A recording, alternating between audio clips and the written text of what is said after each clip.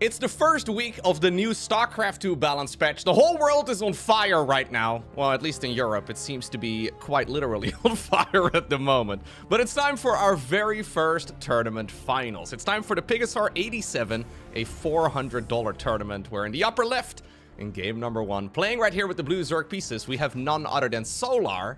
His opponent, likewise also no stranger to these weekly cups, joined by the Polar Bear on the main CC. We're looking inside of the main base of Clem. I started this cast with both players at 12 workers. Huh. It works quite nicely, man. Maybe what we should consider doing, hear me out. Maybe what we should consider doing is increasing the starter worker count from 8 to 12. Because generally speaking, in the majority of the games that I've seen on the new patch so far, nothing happens anyways. Maybe we should just... Anyways. It's gonna be a pool first right here for Solar. That's a little bit weird. Pool first into a hatch over here on the low ground. Generally speaking, hatch into a gas, into a spawning pool is the norm. I wonder if Solar has been cooking up something new. One thing that we did see Solar cook up earlier this week already was a Roach all-ins. So we haven't really seen a lot of Roach all-ins over the last couple of years. They just really have fallen out of favor. Every once in a while they're brought out. But he was doing it against both Clem as well as Björn. And, well, without spoiling my own video that I uploaded earlier this week, it's pretty good. Roach all-ins certainly do seem to be back on the menu. And it will be something that Terran players will have to play around. So the big thing that really changed is the larva generation here. That passively go on to the hatchery. So it's one of the small things that was included in the patch notes. A lot of pro gamers immediately were saying, yo, this is going to absolutely break Zerg. Blizzard has since scaled it back a little bit. They've hotfixed a couple of the values here and there, but it's still true that the larva spawn rate has been increased.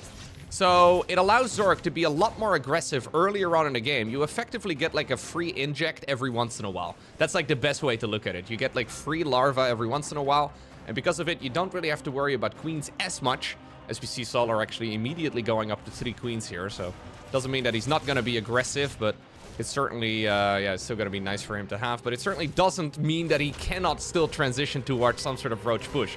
And that's one of the things that Terran's really learned over the years. There's so many different flavors of Zerg all-ins, and they have methodically cut every single option off the list, right? Up until some point where Clem especially, he figured out I can open up triple command center, heli, and benchy every game, because if I scout this and this and that, if I go around the map at this particular moment, I know I'm going to be safe regardless of what I go up against. Right now, you can't do that anymore. I wouldn't be surprised if at some point it will be brought back, right? Maybe at some point it will be brought back again, and you do feel safe to go into a very fast third command center before planting down the starport. But right now, it is far too early for that. We've seen Terran players just get... As he does snipe a creep tumor here. We've seen Terran players get caught off guard all the time by those roaches, at least over the last few days. But it's still so early. It's really quite difficult to say where we will eventually land. Now, I haven't really seen the Terrans mix up their build orders too much. So Zergs are going for hyper-aggressive openers. We've seen Protoss basically forced to reinvent themselves altogether. Terrans just kind of are doing a worse version of their old builds. I'm not entirely sure if that really is the way that you're supposed to be going about it. So we do see now a nice little raid squad over here. One queen will certainly die. A lot of Terran units, though, will likely also fall here as link speed is just about to kick in. Gets a drone, not bad. 2 drones? Okay. Don't think he's going to be able to get a third. Yeah, I don't really love that too much. I feel like sniping the queen here is real good, but this does really give you a lot of negative momentum here early on. Now the follow-up Hellions are likely also not going to be too useful, as we do get an Overlord scout through the main base too. Keep in mind that the Overlord movement speed has been reduced, so the timing of this, I mean, the norm used to be about 3:45 for an Overlord scout, so 3 minutes and 45 seconds on the clock. No longer the case, right? The Overlord speed has been reduced, and then simultaneously, well, the entire early game has been slowed down a lot. More Hellions, though, going in here. I didn't think they were going to be too effective, but... yeah. A little bit of shuffled drone micro there from Solar, but really nothing all too critical. That's one of the problems, though. When you do sacrifice early game Hellions to get some damage done, it also weakens the additional Hellions that you make on the back of it, because they work really nicely together. That takes 3 Hellions to one-shot a drone, so there's plenty available still. Zerglings in the meantime, though, did run across the map. Banshee Personal Cloaking will be available in just a moment. All army hotkey back right now from Clem, who is now even pulling back with that Banshee. The Banshee was within vision of an Overlord, though, so yeah, 3 SCVs end up going down. This is gonna allow Solar to now easily prepare against that cloaked unit. I'm a little bit surprised we saw him pulling back that Banshee too. Completely unnecessary, if you ask me. Has he seen in the main base what was going on? No, he didn't see that there was already a Spore Crawler set up. Yeah, now it's gonna do nothing. Okay. Hellions, though, still putting in some work. Solar, in the meantime, going quick Spire. Okay. Quite like that. Here's the Banshees joining in. Maybe they can still be useful. Yeah, this is actually not bad here for Clem across the board. It's been kind of messy, if I can be honest, for him, but he's been getting more value than I anticipated he would have, considering, yeah, the relatively sloppy control that we've been seeing. I guess getting that first queen was really sweet, right? It really does slow Zerg down quite a bit. Queens have to be on creep in order to go for the transfusion. There we go. They ultimately tiptoe back. The dancing will continue, but eventually I think Zerg should be able to push all of this away. Does Clem know of the Spire that is building? He does not. Spire coming up together with a Baneling Nest. Double Evo Chamber right now. Keep in mind that in the patch prior to the one that we just had, the Spire was made cheaper. It also builds quite a bit faster than it used to. So that's a big deal, and it's gonna allow Solar to now maybe leverage that a lot more with this new patch. We didn't really necessarily see a ton more Muta builds, although they are more common. At least they have been more common over like the last 3 months. But I wouldn't say it's the go-to. I wonder if maybe the larva changes and the other early game shenanigans as well for Terran too, right? I wonder if maybe that's going to allow him to transition into Mutaling Bane a little sooner. It's the same for, like, for example, the armor upgrade. The armor upgrade is now it's been made cheaper, so it's only 100 minerals, 100 gas. Pretty easy for Solar to make that transition, unless they change that up too, man. That's one of the things with the new patch. There have been a lot of undocumented changes and adjustments that they did make, but I'm pretty sure that that one did not get changed. No shadow nerfs there. Ooh, no missile turret inside of the 3rd base, actually. No missile turret inside of the main base either. 4th base is in a world of trouble. Baneling speed is coming, but it's not yet done. Queen does take a Widowmine to the face, but what about the SCVs? Yeah, this is an absolute disaster. Marines are popping out, but this is so much damage that's being done. Really, the best case scenario that Clem can get on the other side of the map in the meantime is a snipe on a hatchery that really doesn't matter that much for Solar. And you know what? He's not even gonna get that. The Widowmine even became a bit of a traitor. Yeah, and Clem, who normally is a very momentum-heavy player, right? So he's trying to be sneaky here. That's nice. That's real nice. Clem is getting negative momentum in all of these Terran versus Zerg games that I've seen him play so far. He wants to deal a little bit of damage and then let it snowball out of control with follow-up aggression all over the map. That's how he usually performs best. But these are the types of games where he's forced to play from behind basically since the very first attack. More and more Widowmines here. Like, hoping for a lucky hit is nice, but of course it's not very reliable. +1 air weapons coming up here for Solar. +1 flyer, that is. It's kind of an interesting combination, right? They're all going to finish up right around the same time, and I would imagine that this is indicative of Solar wanting to double down on Muta play. He's got 12 of them right now, despite losing some of them. This is a pretty scary attack here for the Terran player, but I think it's very holdable. I think this is something, as we do see a gigantic line of Terran units going across, I do think that this is holdable for the Zerg. He's got Baneling speed, he's got decent creep. Unless we get a crazy Widowmine hit, I don't think it's a huge deal. Reinforcing Marines in the meantime, trying their absolute best. This music seems very appropriate too, by the way, for the current situation that our Terran player is finding themselves in. Alright, Solar decides to just play it safe. No reason to engage into the minefield. He's planning on transferring the drones, yeah, to a new hatchery that he's building right over here. He knows he's got the advantage, no reason to really risk it. Command center itself has to be lifted off. Okay. Now, I am curious to see, though, where Solar is going to be taking this game from here. I don't think he can really transition to a Hive. It's just kind of expensive. He has to get rid of this Terran army first, and maybe this is the moment right here. Deep onto creep is where Clem is headed. He needs to be so careful. Widow Mines do just get torn up. That's the end of all the Widow Mines here.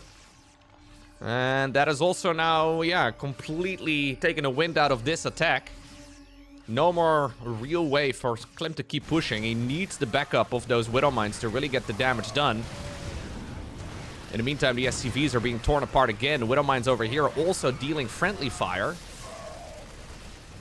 Yeah, and while this isn't a bad game for Clem, he's just not really found his groove, right? Like, we see him play this matchup like an avalanche most of the time, where he gets a bit of damage done, and then his next attack is going to get a little bit more damage done. He contains the creep spread. He makes sure that Zerg has that upgrade deficit, right? And then eventually he goes for like a big 2-2 attack, which is coming.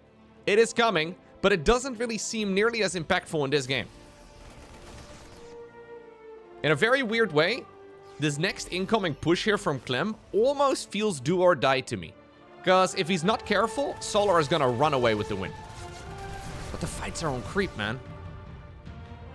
There's so many speedy banelings all around the map. 2-2 will be done as well pretty soon for Solar. Clem trying to see if he can maybe go for some split pushing. It does make the attack significantly harder to execute, though, for the Terran. Mutas are still flapping their little wings around, too. Widow Mine again dealing friendly fire more so than it deals damage to the Zerg. No counter micro there from the Frenchman. Mutas keeping the Terran player at bay. Now we go Infestation Pit. So the Infestation Pit is a little late. Hatchery snipe in the middle of the map is good, though. It is a bit easier now. Well, actually, quite a bit easier now for Terran players to lift up units inside of the Medivacs. There's now a button that has been added to the Medivacs that allows you to basically load up all nearby troops. So basically, you just select your Medivacs and click the button. But it still was a little bit of an overextension, despite the fact that the hatchery did go down. We have that hatch over here on the low ground, re-established yet again. No fourth command center for Clem. This is not even an 8 Rex. It's actually just on 5 barracks. He keeps pumping units out of the factory too. Now adding in some Thors, and that is really nice. Thors dealing splash damage to Mutas is excellent. Again, though, the counterattack here from Solar is dealing a lot of damage. Third command center ends up going down. Fight off creep. At least part of it is going to be off creep. Widow Mine's finally putting in some work for the Terran. But that's 18 SCVs dying. And with it, well, we even had the command center, I think, go down, didn't we? Yeah. The command center itself ended up getting sniped. So that has now put Clem completely in an all-in situation. He cannot continue playing this game on just 2 CCs, even though the bases will not run out as quickly. He needs to get the damage done sooner rather than later. Solar's maxed out. Clem at a meager 123. His upgrades are decent, but he was never able to start up 3-3. Hive, in the meantime, is on the horizon here for Solar, who's once more going on the counterattack. Honestly, any way in which Solar buys time right now is good for him. Like, imagine if he gets an Ultralisk Cavern out, or Adrenal Glance, or something along those lines. Well, we get both of them apparently going now. Yeah, it makes so much sense, right? +3 armor even. It's all a bit expensive. I feel like maybe we could do away with the +3 armor and just focus on units instead. He knows that Clem is on his absolute last legs, so all he needs to do is hold.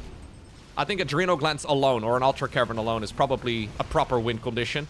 So we do have the Thor. Yeah, no longer having the backup right there of that Medivac. Solar, again, playing this very intelligently. No reason for him to risk it. He's now also taken the far upper right-hand base. Oh, Widow Mine. A nice little Widow Mine there. Can't complain about that one. The Zerglings are flooding into the natural expansion too. Not really that many, but enough to be a nuisance. Mineral lines, though, are mostly irrelevant now because Clem is not mining anyways. Look, the fact of the matter is that Clem could never really catch his feet under him in this particular game. Ever since the very beginning, it felt like he was behind. GG. Next up, we find ourselves on the map Sanctuary 3.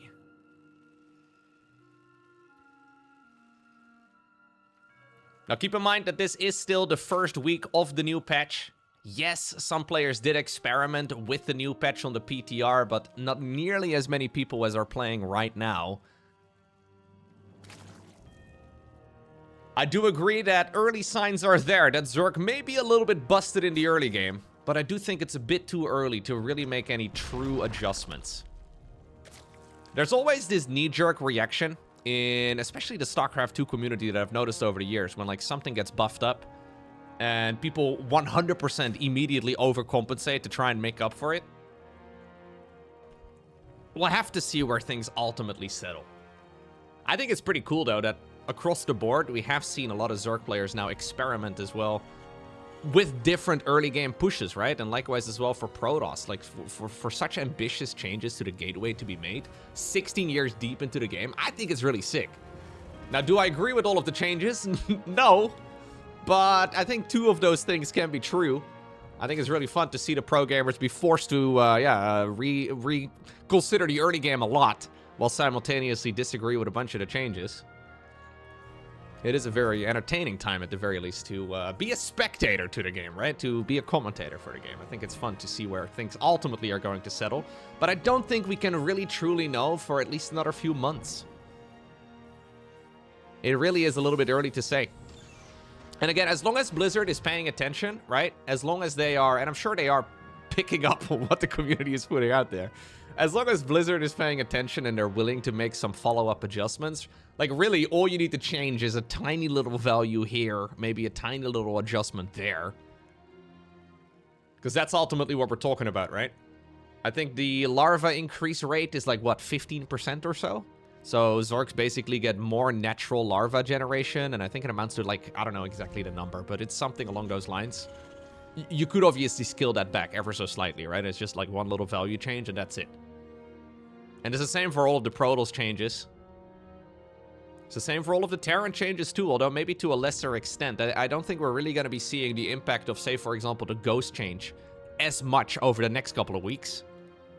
That will be something that we'll notice more as players are actually getting more comfortable in the patch. But right now, the early game is on fire.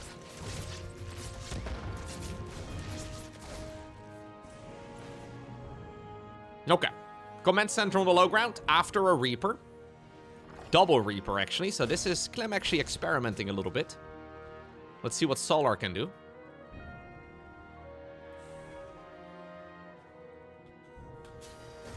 Oftentimes what happens as well when a new patch is first around is that pro gamers are kind of like... they're almost throwing like a bit of a tantrum, you know? Like, this build doesn't work anymore, so I'm never gonna play it ever again. Remember when, for example, the Baneling got nerfed? And Zerg players, for some reason, refused to play Banelings for like a month? And then they started making Banelings again, and they realized, wait a second, this unit is actually pretty good, even when it's nerfed. Right? Like, it happens all the time, where for some reason, we knee-jerk in the opposite direction, and we decide that suddenly a complete playstyle is no longer viable. And it turns out, nah, that's actually not really the case. It's actually totally fine. This happens all the time, man, in StarCraft. So, obviously, for the players also, right, they are always going to be biased, right? Like, if you make your livelihood, playing tournaments. Ooh. Yeah, the queens are beefy, though, dude. I don't think you can really fight them very well. Nice attempt by the Reapers, but we needed a third. Well, you know what? It's coming now. This over here, for example, I don't really like very much. Like, a third Reaper here. This is nice in Terran versus Terran, but in Zerg versus Terran, I'm not so sure. Because you're always on the clock. When link speed finishes up, this is not going to do anything anymore. So now we get a third Reaper in here. Hellion production has been slowed down because of it. We're probably going to YOLO in now again with the Reapers and then the Hellions, and then the follow-up Hellions are going to be weaker. And then therefore the Marine push that comes on the back of it too will also be weaker. So you got to be so careful. We decide to YOLO in over here, fair enough. Metabolic boost is on the horizon. Unless we can get a really nice roast, and we may just... Nah, we don't. Yeah, this is, again, negative momentum for Clem. It's the exact opposite of how his playstyle usually works for him. I'm sure he knows this. And I don't want to like read into this too much, but this kind of feels to me like frustrated Terran play. It's like, I'm not exactly sure how to proceed, so we just send it and we hope for the best. Spire yet again here. It's 2 base Spire this time around for Solar. Getting the quick spire going here will allow him Mutas earlier than he did in the previous game. And as soon as the Mutas popped out last time around, it worked out pretty nicely for him. Quick armory. We're gonna go for some sort of Hellbat push, I guess. Or are we gonna go and play full Terran mech? Wait a second. Hellbats? Like what? How? Yeah, we're just... Okay. But didn't we just send in a couple of Hellions already? Spinecrawler coming up. Let's see how much damage this can do. Queens are really good, guys. Even though they are expensive, they're really bloody good. And keep in mind, Mutas are coming. This is one of the situations where Mutas are actually, a really nice, formidable weapon against whatever's going on. In the meantime, a couple of Zerglings did slip by. Okay, Spore Crawler needed in the natural. The counterattack here from Solar is killer, though. Because it is effectively evening up the amount of damage that's being done, although... Alright, the Banshee is trying its absolute best. Yeah, we're playing Terran mech! Ha! Clem actually going mech in this game. Mech versus Mutas. I haven't seen that in a while. So this is a 2-base Muta opener from the Zerg. And this is actually really nice, though. 12 kills on that one Banshee is sick. 15 drones in total against the 2-base Zerg is really awesome. But now we're going, as we still have no Spore in the main base either. There should be an Overseer nearby, though. Oh, the Mutas are actually just committing to the counterattack. Wait a second. Solar is just smelling blood, dude. Solar does not really care very much about losing the workers at home. As long as he can deal damage on the other side of the map, he's a happy Zerg. Neither player going into Spore Crawlers or Missile Turrets, huh? Medevac in the meantime trying to heal up some of the SCVs. Spicy game.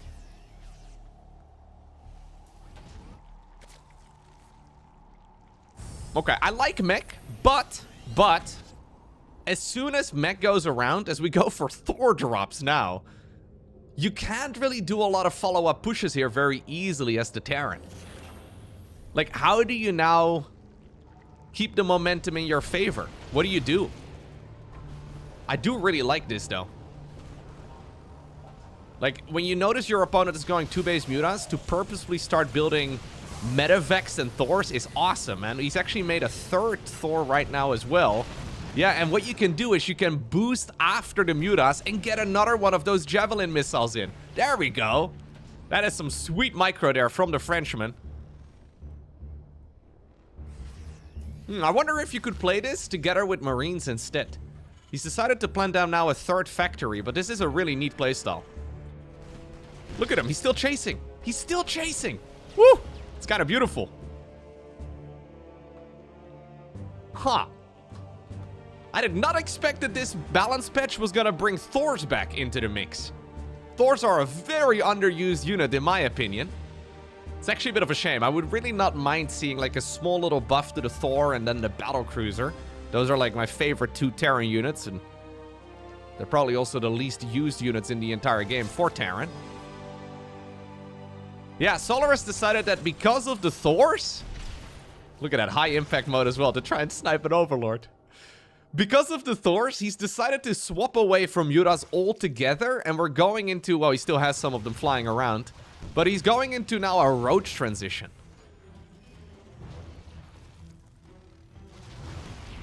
This is nice, though, here for Clem, but it does feel very out of character, right? Like, when's the last time you've seen Clem play mech? Of all Terran players. Careful with the Medevac! If you lose the Medevac while it's holding a Thor, you do lose the Thor as well.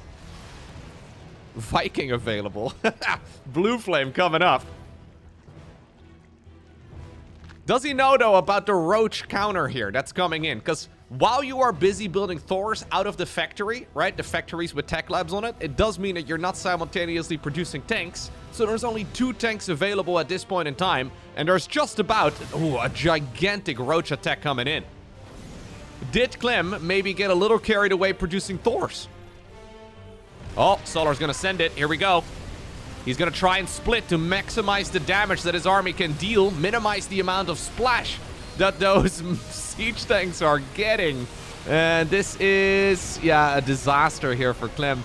His entire army is gonna be traded out, bare minimum. And that alone is a success for Solar, because these Terran units are so expensive, they take so long to build. a full reset will work out here for Solar, who's not just gonna get that though. He's gonna just clean everything up and then get a ton of SCVs to boot as well. Man, I think Clem was like 2 siege tanks short there. If he had 2 additional siege tanks, and I think he could have had those, he could have held this push. Difficult to call though, right? Because you end up with like less Thors, I guess, and then maybe the Muta production would be ongoing instead. This is a cool game though for Clem. Yeah. He seemed a little frustrated in his earlier gameplay, but this is proper experimentation.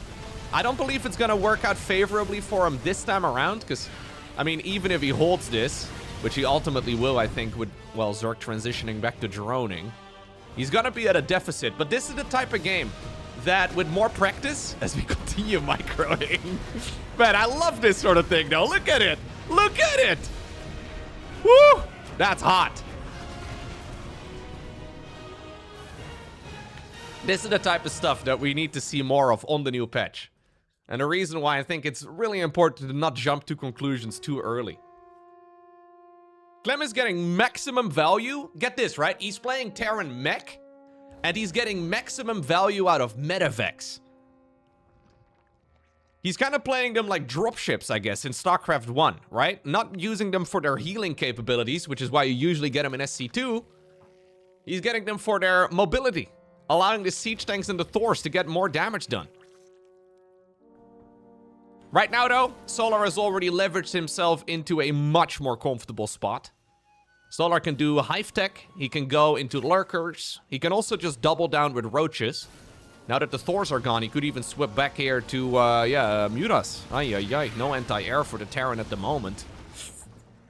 A little bit awkward. Now that the siege tanks are running away from the third, it means that the Roaches can enter as well. Oh no, it's just a very small clump of Mutas, but they're actually just picking off tank after tank after tank. We had, I think, 1 missile turret in each mineral line, but that's really about it. Siege tanks are making it difficult for the Roach army to get in, but this is, again, a bit of a disaster for the Frenchmen.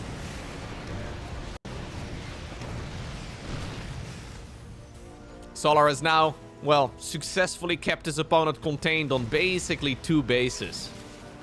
4-base Zerg versus 2-base Terran. Even if you have the most cost-effective unit composition, I think Solar is going to be happy to just keep sending it. We have 1 Cyclone inside of a medevac. Alright, you know what? It's enough.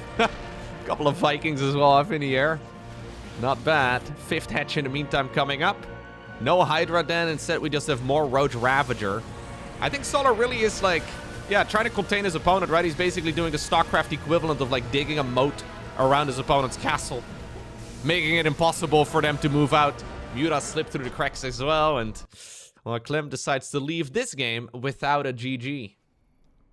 Okay, and that will take us to Lockdown. Game number 3 right here for Solar, and already match point in this finals. Clem, not GGing in a single game in this particular series so far. He has decided that apparently it's time to take matters into his own hands. So this is a 9 supply depot. He's cutting SCV production already. I think what we're doing is a all-in, just to try and see if it still works. Man, I think Clem is like royally tilted right now.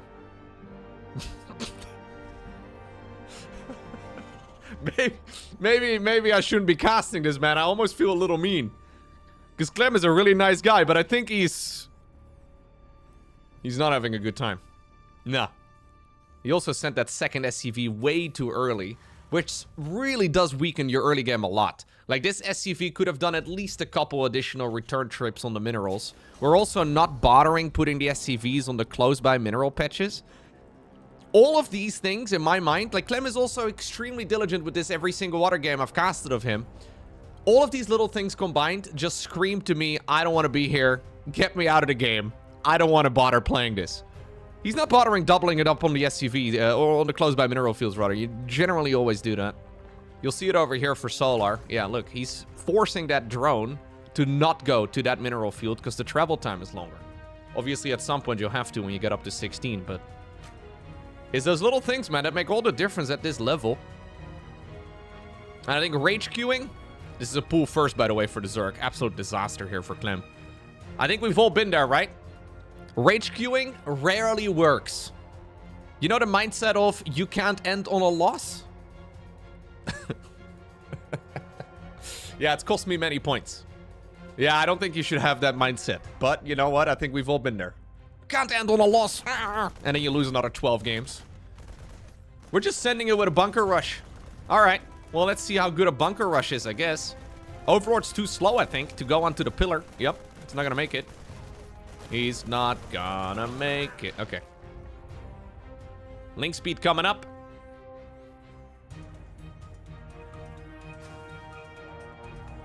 Let's see. Oh, Marines are just gonna go into the main base. You know what? If this is how we find out that maybe the bunker rush is not that bad, I'm here for it. Wait a second.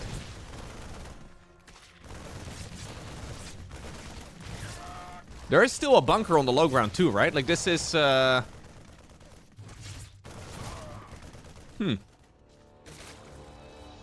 This is really not that bad for Terran at all. This is a very weak execution of a bunker rush. At least for this level of play. And it's actually working out quite nicely. Huh. I wonder if Clem is thinking to himself, wait a second, what if I actually, like, put in a little bit of effort? What if I actually tried? Solar is struggling, man. Alright, link speed is about to finish up.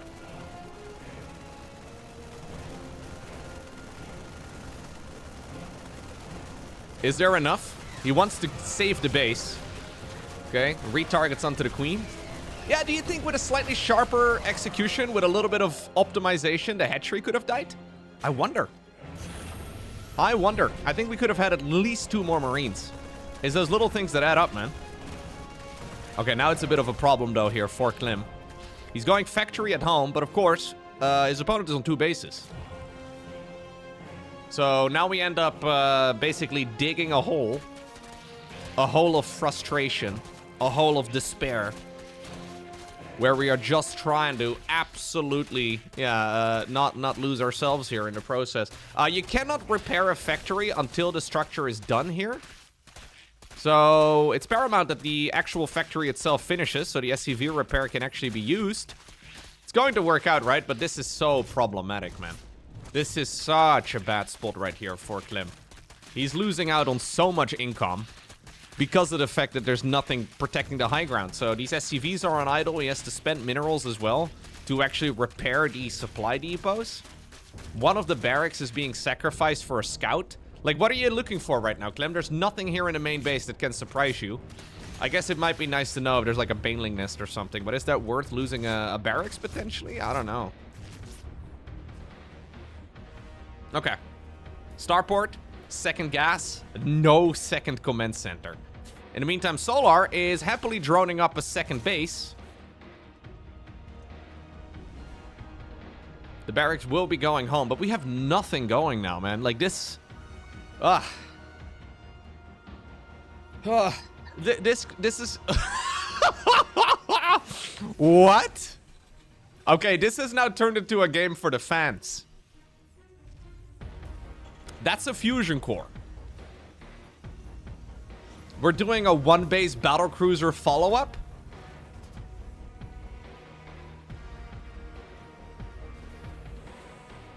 Okay.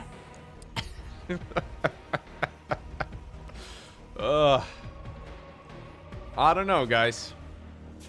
That's why he got the second gas instead of another command center going here. He needs 400 minerals and 300 gas. The gas isn't really going to line up that well with the actual fusion core finishing. So I guess we're just going to awkwardly sit here now until we have the Vespine available. Ay, ay, ay. Look, if this was Diamond League, this would be a really good game, but... I think what's going to happen, guys, spoiler alert, Solar is going to eat up a Battlecruiser. Because Clem is going to send it into the abyss. He has no idea where it's going to go, right? I think he has 2 options. Either he sends it into the main base, where a Spore Crawler is building, or he sends it into the natural expansion, where a whole array of queens is waiting, and then also a spore crawler. We already have a Spire now in 3 out of 3 games here for Solar, who is just on reels. This is a very comfortable game. We're going Yamato cannon? Okay. That means we're going multiple Battlecruisers, but again, he doesn't have the Vespine in order to afford it.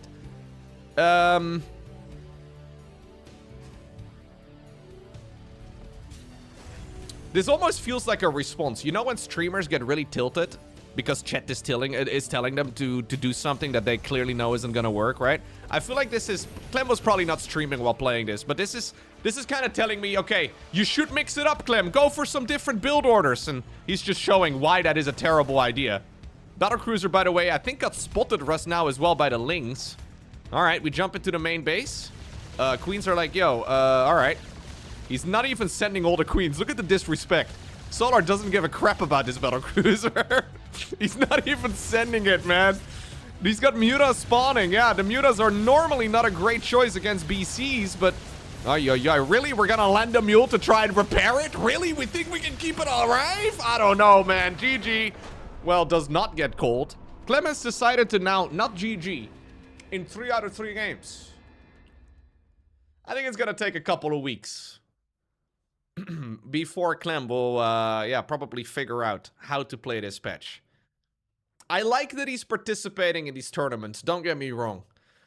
But I don't think we have entirely got the right mindset here to be competing this week. Either way, Solar gets the job done, winning 3-0.